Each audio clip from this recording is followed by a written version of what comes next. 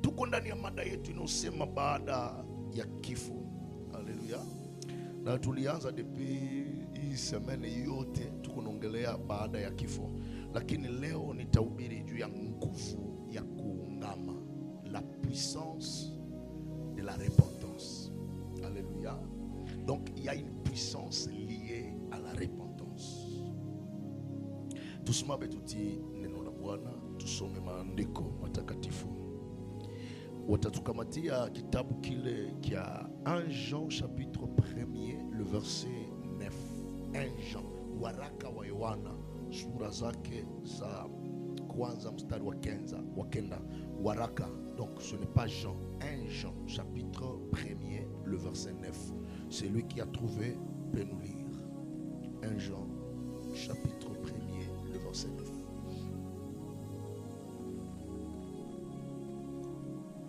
Ok. Si nous confessons nos péchés, il est fidèle, juste pour nous le pardonner et pour nous purifier de toutes nos iniquités. Amen. Watatusomea 2 Chroniques chapitre 7 le verset 14. 7 le verset 14. Est-ce qu'il y a quelqu'un qui a trouvé 2 Chroniques 7, 14? Si mon peuple sur qui et invoquer mon nom, prie et cherche ma face, et qu'il se détourne des mauvaises voies, je l'exaucerai des cieux, je lui pardonnerai son péché et je guérirai son pays. Alléluia. Il est vivant. Tu peux te rasseoir. Depuis lundi tuko naongelea imada baada ya kifo. Haleluya. Lakini leo sitagusa sana katika mishairi ile ya baada ya kifo, kwa sababu nishaisema sana na umeshasikia kwamba kuna wakati ya kuzaliwa na kuna wakati ya kufa. Haleluya. Lakini nataka niongelee mada inosema nguvu inayoikaa ndani ya kuungama, la force qui est dans la repentance, ou la puissance de la repentance. Haleluya. Wakati mtu amefanya dhambi, wakati mtu amekosea Mungu, kuna wakati ingine roho wa Mungu anakuwa ndani ya kila mtu, ndio tunaita conscience intérieure, inakuambiaka kwamba umekosa, ulombe msamaha. Haleluya. La repentance ama kuungama katika Biblia tutaisema ndani ya lugha ya Kiebrania. Ndani ya lugha ya Kiebrania wanaiita teshuva. Sema teshuva. Sema vizuri teshuva.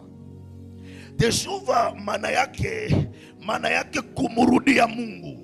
Haleluya. Teshuva mkiebrania maana yake kumrudia nani? Kumrudia Mungu. Maana yake mtu mwenye anajirepentir, analomba msamaha, ni yule aliacha Mungu kisha anamrudia Mungu. Na wakati unarudia Mungu, Mungu hawezi kumbuka makosa uliyafanya, kwa sababu wakati unatengeneza maisha, yeye iko tayari kwa kukusamehe. Mungu hakuwake sama wanadamu wa kukumbusha mabaya uliyatenda. Wakati umekosea Mungu ukalomba msamaha, pale pale Mungu anakusamehe. Biblia inasema si nous confessons nos péchés, kama tunatubu dhambi zetu, yeye iko tayari kwa kutusamehe. Na wakati Mungu anasamehe makosa yetu, anasahau, il ôte le péché. C'est pourquoi Jean lisema lorsqu'il voulait baptiser, akasema voici l'agneau de Dieu qui ôte le péché. Donc yeye niseme nini? Hafunikate dhambi, anaitosha. Haleluya. Na anaisahau. Amen. Mukigiriki tunaweza sema hii neno repentance comme metanoia. Sema metanoia. Sema vizuri metanoia. Sema vizuri metanoia. Metanoia maana yake kubadilika. Metanoia maana yake kubadilika. Mtu mwenye anaweza badilika ni mtu mwalikuwa na sura ingine, anakamata sura ingine. Ulimkutana jana alikuwa mzinifu, leo anaacha uzinifu. Alikuwa jana msema bongo, leo anaacha kusema bongo. Nguvu yenye inaikaa ndani ya kuungama inaleta kitu kikubwa katika maisha ya mtu. Kwa maana ukasema metanoia ni wakati mtu anabadilisha maisha yake, anakamata maisha ya mzuri tena. Ninatabiria mtu mmoja aliyeingia asubuhi ya leo kupitia maombi ya asubuhi hii, acha Mungu abadilishe maisha yako. Acha neno la leo libadilishe maisha yako. Kenye ulikuwa jana usigue yako leo, kenye uliona jana usikione leo. Kila anayebadilisha maisha yake anafanyika kiumbe kipya. Hauwezi sema unatubu kisha unarudilia tena makosa uliyafanya. Pendwa katika Bwana, kenye Mungu anapenda ni wale wanaotubu na kuacha dhambi zao. Haleluya.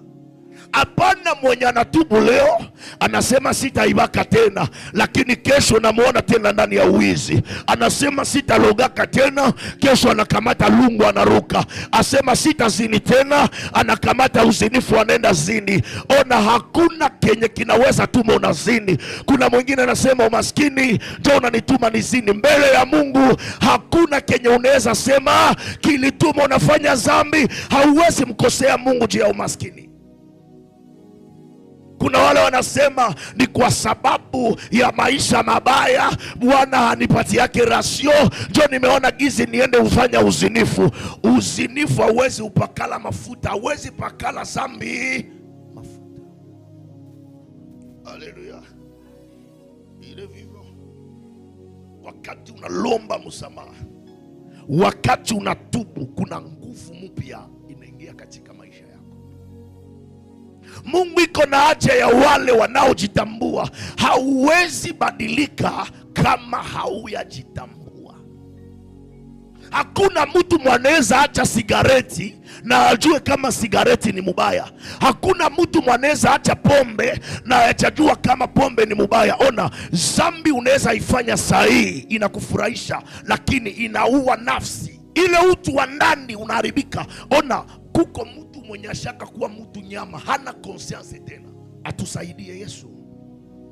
Kuna wakati mwingine unaweza ikaa katika kanisa lakini haujawahi badilika. Mpendwa katika Bwana, Mungu iko na haja ubadilike. Ana haja uache dhambi, ana haja uache njia zako mbaya.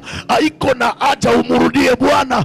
Waliorudilia Mungu walipata neema. Natabiria mtu mmoja alienda mbali na Bwana. Asubuhi ya leo rejea kwa nyumba. Asubuhi ya leo rejea kwa Mungu. Kila alimurejea Bwana, Mungu alimsamehe. Katika kitabu kile cha Luka sura 15 kuna mtu mmoja walimuita mwana mpotevu. Mwana mpotevu alikamata pesa kwa baba yake, akaenda nchi ya mbali, akaenda kuzipora, akakula pesa mubaya. Wakati alifika kule pesa zikaisha, akaanza kula na nguruwe. Pendwa katika Bwana, unaweza potea katika maisha, lakini baba yetu iko na compassion, la compassion du Père. Unaweza kimbia mbali, lakini ukirudia na kupokea tena. Haleluya. Watu wengi wanahubiri habari hizi, wanasema kwamba ule mwana mpotevu, lakini hawajui compassion gani baba alikuwa nayo. Wanadamu kimkosea leo atakukumbusha kesho ulinifanyizia mabaya, lakini Mungu kimkosea ukarudia kwa Bwana hata kukumbushaka makosa yako. Ninatabiria mtu mmoja, Yesu angali naokoa. Ninatabiria mtu mmoja, Yesu angali naokoa. Hakuna wokovu nje ya Yesu. Yesu anaokoa. Ambia jirani yako, Yesu yuko mtamu kuliko kila kitu mudunia. Haleluya. Ushakaonja mtamu ya Yesu? Ule Yesu ni mzuri kuliko kila kitu. Ye ni mzuri kuliko asali. Ye ni mzuri kuliko maziwa. Anakuwa mtu mzuri sana. Ambia jirani yako, Yesu ni mzuri. Haleluya. Ile vivant. Unajua wakati uko katika katika dhambi, roho wa Mungu anatoka, roho ya shetani anakaa ndani yako. Mtu mwenye iko ndani ya dhambi unamwonaka atalikuwa na utukufu wa Mungu, utukufu nakimbia. Mtu mwenye alikuwa anaonekana vizuri, wakati anikaa ndani ya dhambi, roho anatoka, bote inatoka, anaanza fane. Ndio nguvu za dhambi. Dhambi inatumaka habataona utukufu wa Mungu juu yako. Unasamuka sakopo ya mkoyo. Ulikuwa uko na neema ya Mungu, neema inatoka, unaanza pakala mafuta, mafuta inakatala kukubana, unasukiwa bibi ilikuwa nakupendeza, bita kupendeza tena. Oro mtu mwenye iko na nguvu za Mungu juu yake, ataha nawe unazani yaka alinawa, akapakala hata mafuta ya 100 francs, unazani ni mafuta ya $50. Natabiria mtu mmoja, que la sainteté domine ta vie. Sainteté ya Mungu, tukufu wa Mungu, upako wa Mungu uikae juu yako. Haleluya. Mtu mwenye iko ndani ya Yesu haezi zeeka. Ona, okovu inatumaka uzee unaenda mbali. Haleluya. Siseme kwamba uzee ni nani laana, uzee ni baraka. Lakini mtu mwenye iko na Mungu anaweza kuwa na miaka ya mingi lakini kamwili kadogo. Natabiria mtu mmoja asubuhi ya leo, roho ya kuzeeka ikimbie mbali. Ongeza miaka lakini uchunge taye. Ongeza miaka uchunge bote. Unaweza angalia mama wa 60 mais unazania ni mama wa 40. Je le prophétise sur toi dans le nom de Jésus. Laisse que la longévité, laisse que la jouabilité ikale katika maisha yako. Mwenye atakuona nazania uko bebe de 12 ans, kumbe uko mama unaeneza miaka. Ninatabiria mtu mmoja asubuhi ya leo, kia kuzeeka kiende mbali. Uzee musura usionekane, mekumiaka muonekane. Banakuona banona bebe, ukisema miaka yako watu banakimbia. Ambia jirani yako, mie niko mu generation ya makorbo. Unaweza angalia korbo na unaangalia kuku, unazania kuku iko ya kabambi kushinda korbo, kumbe korbo inaweka miaka. Niko natabiria mtu moya wako mu generation ya makorbo. Kitu kenye kitatuma hauzeeke haraka na haukufe mapema ni dhambi. Haleluya. Isemene Mungu atusaidie tugeukie tena Bwana. Kama tulikuwa tumeacha Mungu, tumurudilie tena Bwana. Unajua unaweza omba, Mungu hatasikia. Biblia inasema maombi ya mwenye dhambi ni kelele mbele za Bwana. Kwa maana utaangalia uko naomba lakini vitu havibadilike. Uko naingia mafungo, kufunga bila kuacha dhambi ni njala uko najipatia. Wakati unataka ona mkono wa Mungu, acha dhambi bila kufunga, utaona muujiza. Kwa sababu Biblia inasema tafuteni kwanza ufalme wa mbinguni na haki yake, mengine yote mtazidishiwa. Kuko wanafungaka mebasharati makubwa. Azengu kisani niko nafunga sita sharata. Mimi nikishamaliza funga mimi nafanya nini? Mimi nafanya kazi yangu. Uko nasiletea njana na uko nasikondesha bure.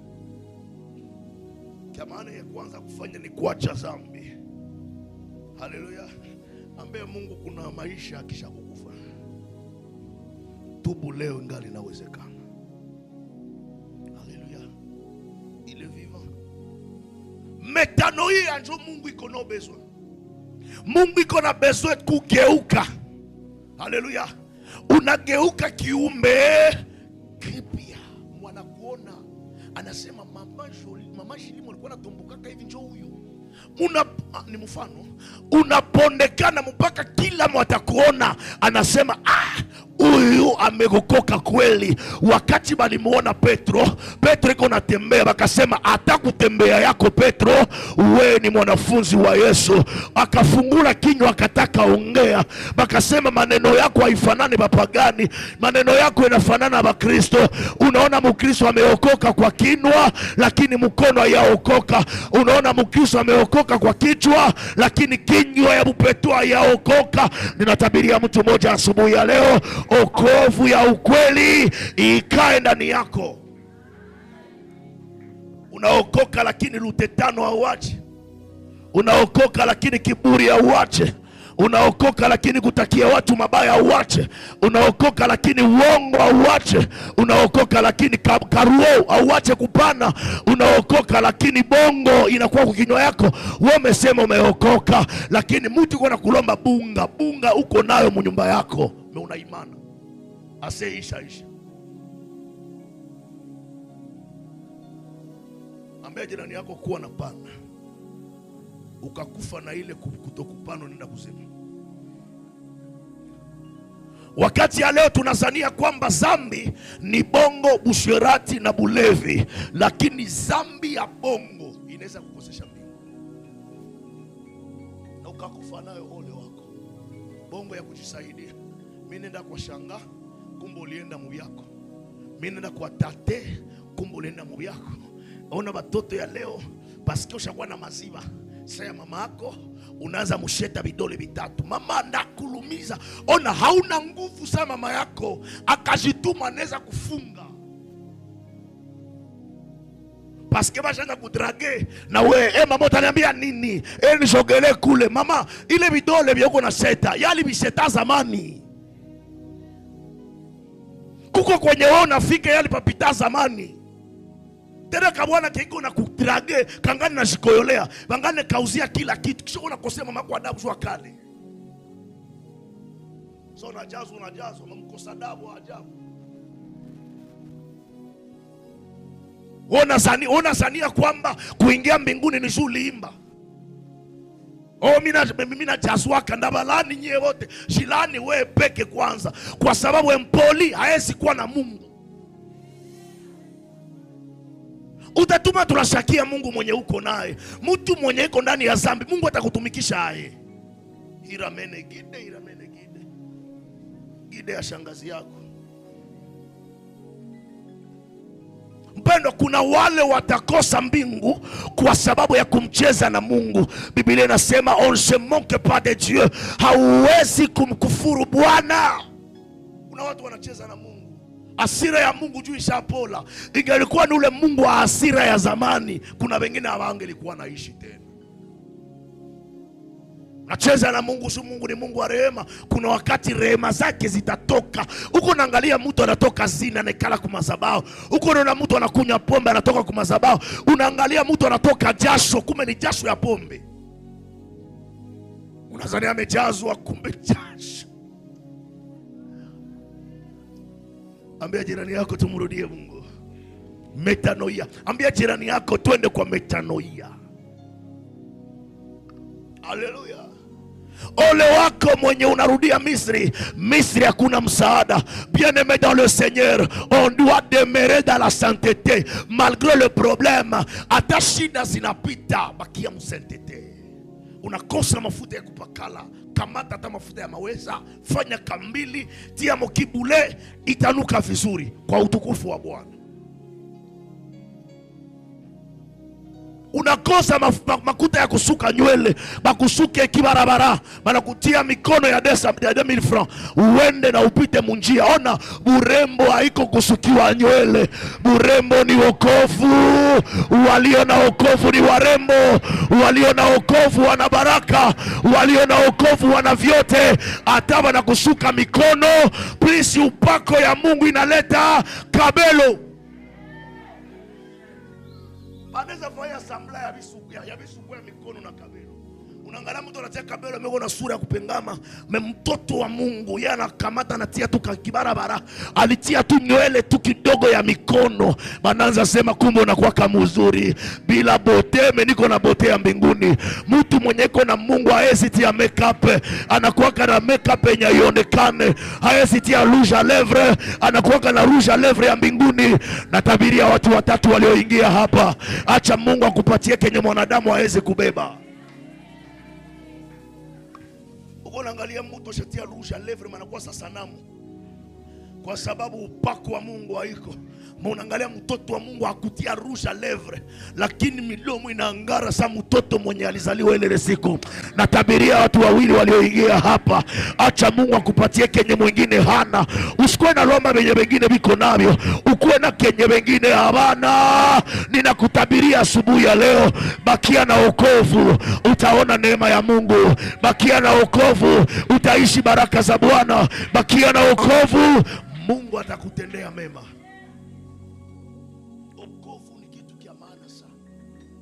La Bible déclare que votre salut soit accompagné par la crainte et tremblement. Mtu mwenye kona wokovu akasema bongo, roho pale pale namwambia umekosa. Pale pale anaomba msamaha. Mewe na ile introspection, ile mtu wa ndani ashakufa. Unaweza kosea mtu sasa unamwambia Bukristo njoo nini?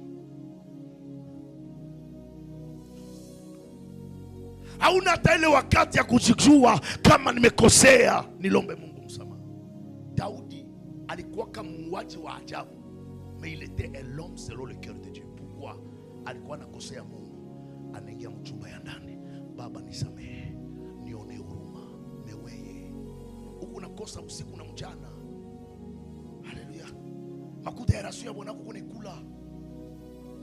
Walikupatia $10 ueme, unaenda emelesha $5 unaweka. Ulimwambia kama uliweka $5 ni dhambi, ni bwizi. Ukatale uitike watakumbushia mbinguni, ni bwizi. Ona, ni bwizi. Bazazi banakutuma uende msoko uze mirongo 4 ya maragi, uone uza mirongo 3. Ni nini? Mwizi. Watoto biko vile unawapatia wende uza mchele, murongo moya mchele, anauza vere 5, njo vere 6. Nini ile? Mwizi. Sema amen. Tubu uache. Mtu mwameokoka analindaka ulimi wake. La Bible déclare, la bouche qui parle trop ne manque pas les péchés. Kinywa inajaa maneno ya mingi, haikose dhambi. Haleluya. Kuko mtu akifika fasi haezi funga kinywa yake, anasikia tu niseme tu peto. Haleluya. Chopeka mama shili unayami kwa huku visodo. Mama subakie kwako, bakia kunyumba, utapata Ebola ya kiroho. Écoute-moi, uko unacheza na dhambi leo, mekesho ndio utaona madhara ya dhambi. Nilikwambia jana, pima tu kufa na hauyapokea Yesu. Ile mapepo ulikemeaka, kemea, unapiga mikono, utazionaka wazi. Azo ndio zinakukaribisha mpaka zinaweza kuomba tukemee tena. Tena kule nguvu za kwa jina la Yesu haina nguvu. Iko sans effet. Nguvu za jina la Yesu iko na nguvu kubale wanaotii Yesu. Unaweza sema kwa jina la Yesu kama uko mpagani, na wewe na ile jina bana baikalia. Au yonako uko na lota, biko na kuniga. Na uko unataka sema jina la Yesu, wewe na jina la Yesu bana baniga. Hauyaonaka? Na wewe na jina la Yesu mnanigiwa. Sasa unajiuliza, hii jina nayo ina nguvu? Hapana. Wewe njoo bakujue. Pepo zinajuaka walioitilize ile jina. Kwa jina la Yesu pepo inatoka. Kwa nini unakemea haitoki? Kama wako na ubone mwingine pepo. Sasa inasema si mapepo wawili tuko nakemeana hai. Ukikuwa katikati ya mapepo 5, wa 6 ni nani? Vitu 5 yenye repentance inaleta. 5 choses yenye utapata ndani ya kutubu. Kisha nimalize. Jambo la kwanza lenye kutubu inaleta kitu wanaita nini? Inaleta uhusiano bora na Mungu. Inarudisha uhusiano na Mungu. Wakati umetubu, uhusiano yako na Mungu inarudia. ukasoma kitabu cha Esai chapitre 59 le verset 2, inasema sikio lake si ngumu wala mkono wake haiko mfupi, ila dhambi zetu zinatutenga naye. Wakati unarudilia Bwana, mkono wake unakuwa mwepesi kukubariki, sikio lake linakuwa mwepesi kusikia, hata kinywa chake linakuwa mwepesi kubariki. Na tabiria mtu moja, vile utarudia Bwana, kuna kitu kinatarudisha kwa maisha yako. Haleluya. Kile ni kitu kikubwa. Wakati Mungu anaturudia, anarudiaka na kila kitu kenye kilikuwa kimepotea juu yetu. Haleluya. Wakati uko mzambi, kuna vitu unapoteza. Sasa wakati unarudia, Mungu anarejesha vyote uliyopoteza kwa Bwana. Haleluya. Hata uhusiano yake wewe naye inarudia. Unaikala mwintimite, unaanza omba, unasikia mambo yote yanakuwa mwepesi. Sikia nikwambie, dhambi inaletaka laana katika familia.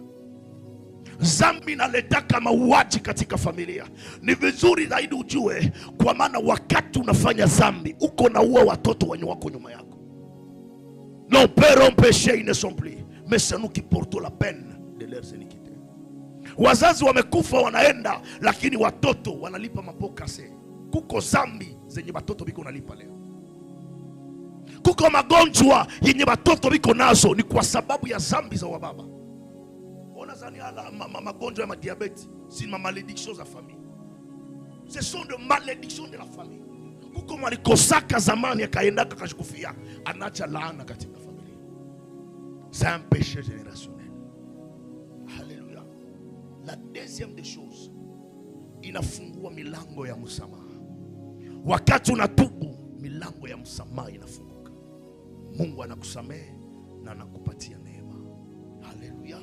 Ndio kwenye tulisoma 1 Jean chapitre 1er le verset 9. Si nous confessons nos péchés, il y a la différence, kuko utofauti entre la confession et la repentance.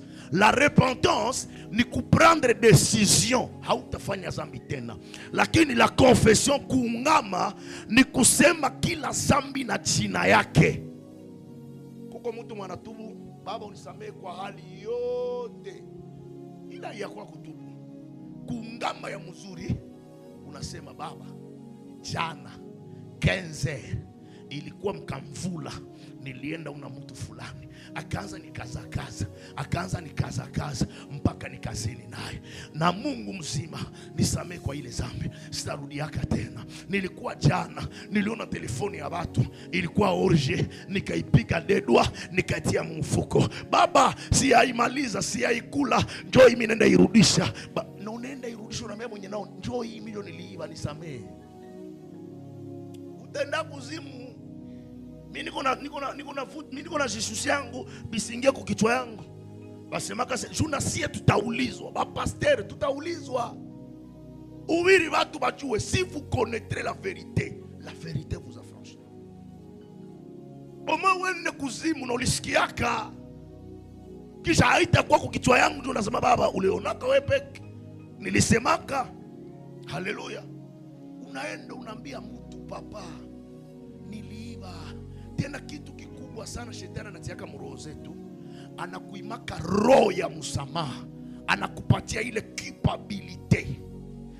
Nikienda mwambia si ni haya, baba kwa kiroho nimwambie kisi nilifanya masturbation jana, binapeze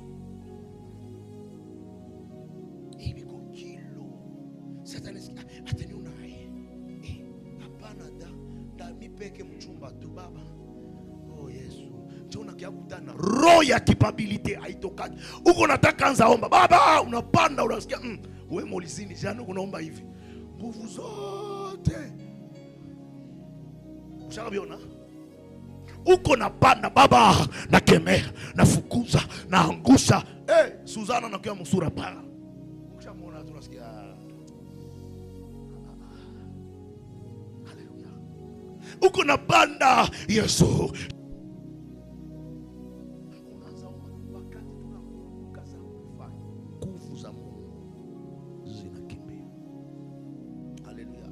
Jambo la tatu, inaleta uponyaji na marejesho.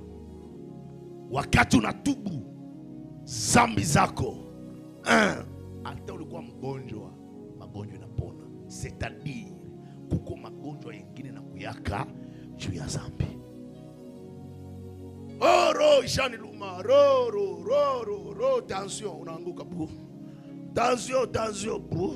Mtu mwenye iko ndani ya Yesu, magonjwa nakimbiaka. Le corps c'est le temple du Saint-Esprit, ce n'est pas le temple de la maladie. Alléluia. Asema ukaungama zambi yako na ukageuka, ya kwanza Mungu anaponya magonjwa yako, ya pili anaponya nchi yako.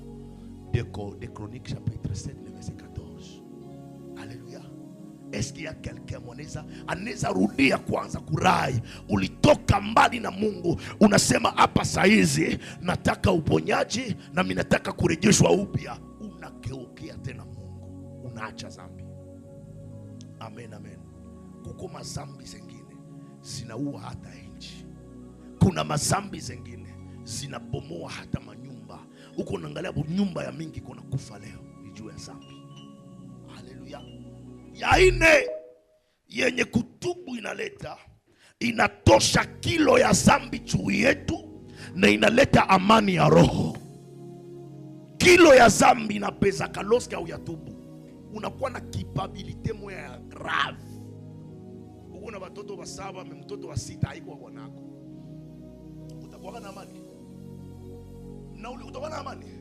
Sasa unaona kale katoto kanapita papanda kabeba. Bebe wangu anakatupa yolo muroho yako, nasikia inakuluma. Zamiri safi. Ona, unaweza danganya watu wote, hauwezi danganya polisi banamuita zamiri. Unaweza danganya watu yote, mezamiri zako ziko kumbia papa, wewe mbaya. Ambia jirani yako zamiri haiko hata mtu. Unaweza danganya watu wote, mtu mwe wanaita zamiri au tamdanganyaka. Juu zamiri yanakwambiaka mimi sipende bongo, mimi napendaka kweli. Uko tu pale uko unajifunga funga, unatia vitambala, unavala robe ya mrefu, zamiri nakwambia sai uko Mkristo, lakini magharibi uko chenche. Sema zamiri. Sai uko naruka mkanisa, unasema hira menegide oya. Tena mazo wakati tingizika, uko natingizika usiku. Sasa uko kulumbo we uko naloga watoto ya wenyewe, na japo ulijazwa asubuhi. Zamiri kuna kuambia zamiri zako ni za uchawi. Haleluya. Zamiri iko mubaya kuliko kila kitu. Unaweza shidanganya uwe peki, hauwezi danganya zamiri zako. Polisi mwenye Mungu alitutiliaka ni zamiri.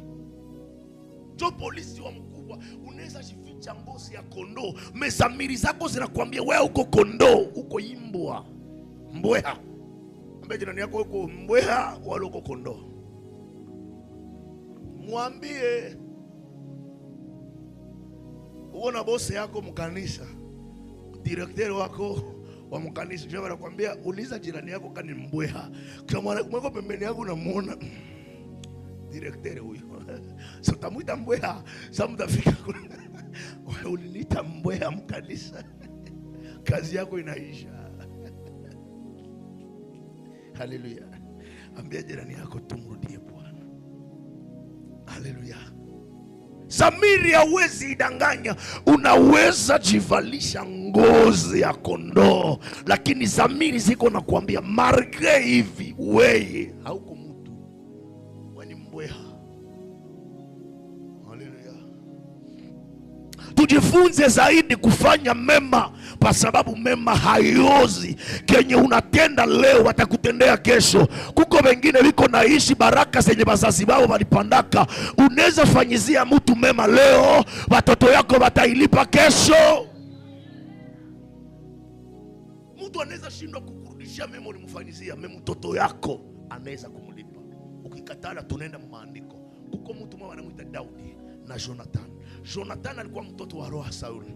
Wakati Sauli akakufa, Jonathan akakufa, David akakuwa kukiti. Wakati Daudi iko kukiti, akasema ebwa niko na besoin nitendee mtu moya mema mnyumba ya Sauli.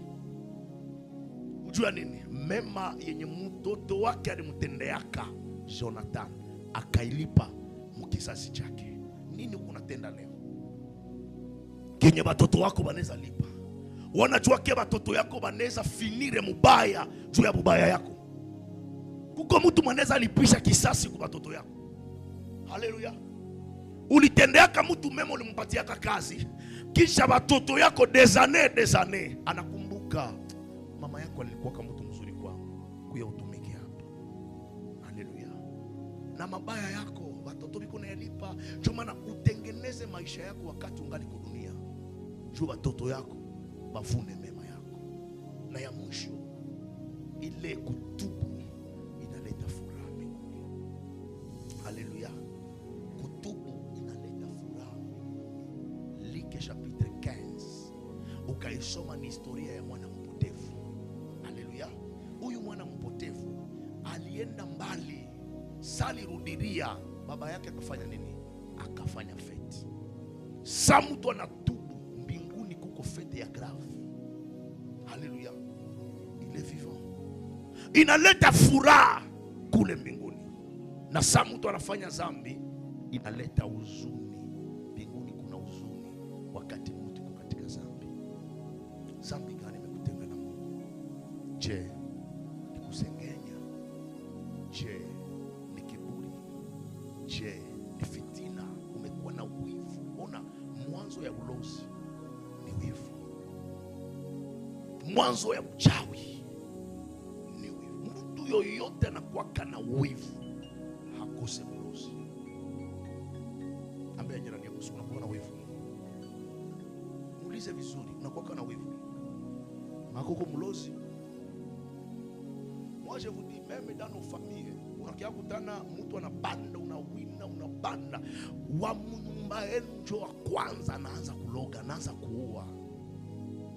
Ile ni ulozi. Ukaona familia za vile, kuko mtu anapendaka yenjo apande mfamilia, wengine wote wabakia maskini. Mchawi ule iko mwekole primaire ya kukuwa mlozi. Haleluya. Ambia jirani yako, turudilie Mungu. Inamisha kichwa chako, anza ambia Mungu, nataka nikurejee tena asubuhi ya leo. Karibu kwa maombi, ambia Mungu, nataka nikurejee tena. Anza omba, karibu kwa maombi yako. Mwimbaji mwana anasema, ninaogopa sana nikifikiri mwisho wangu.